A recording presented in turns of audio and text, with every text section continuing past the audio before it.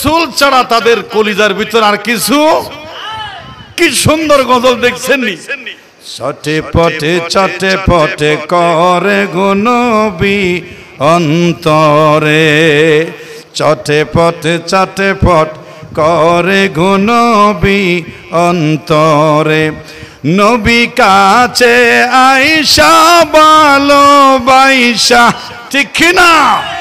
নবী কাছে আইসা ভালোবাসা, নাও না বুকে পাগলা রে, চটে পট করে গো নবী অন্তরে, নবী তোমায় ভালোবাসি বলে বন্ধু হইল পর, তোমার ভালো বাসা পেলে আমার আবার কিসের ডর, ঠিক না?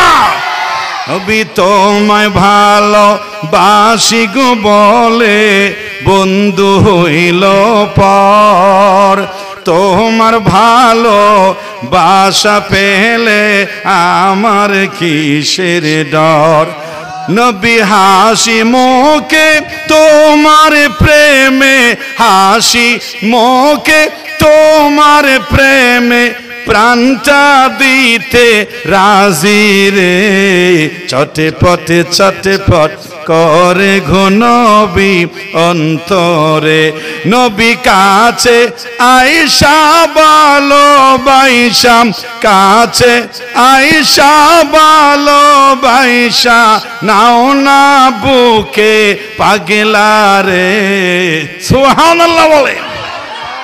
১৫০০ বছর পরে আনন্দপুর এই ইউনিট শাখা থেকে রাসূলের রওজা মুবারকে সালাম জানাই, বলতে চাই ইয়া রাসূলুল্লাহ, আপনার মায়ায় আমাদের কলিজা ছটফট করে, ঠিক কি না?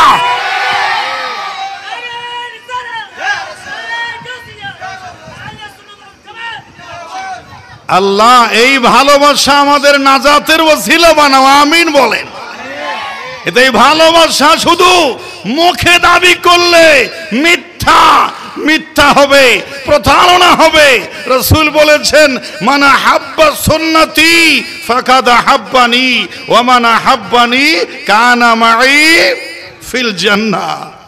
আমরা তো সবাই বলি I love you prophet, I love you রাসূল, কিন্তু রাসূলের সুন্নত মজা লাগে না, ওটা ভালোবাসার নামে দুগাবাজি, ঠিক কি না? নবীজি বলেছেন মান হাব্বা সুন্নতি ফাকাদ হাব্বানি, যে আমার সুন্নতকে ভালোবাসে সে যেন আমি নবীকে ভালোবাসে।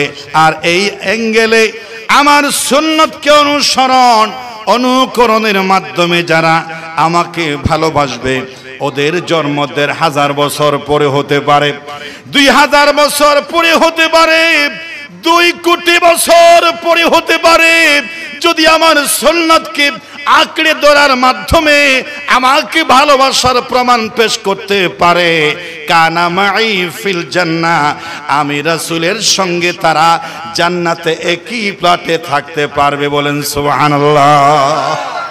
সেই ভালোবাসা আমরা কথায় ও কাজে রাসূলকে ভালোবাসতে চাই নাকি চাই না? আল্লাহ তুমি কবুল করো, আমিন বলেন।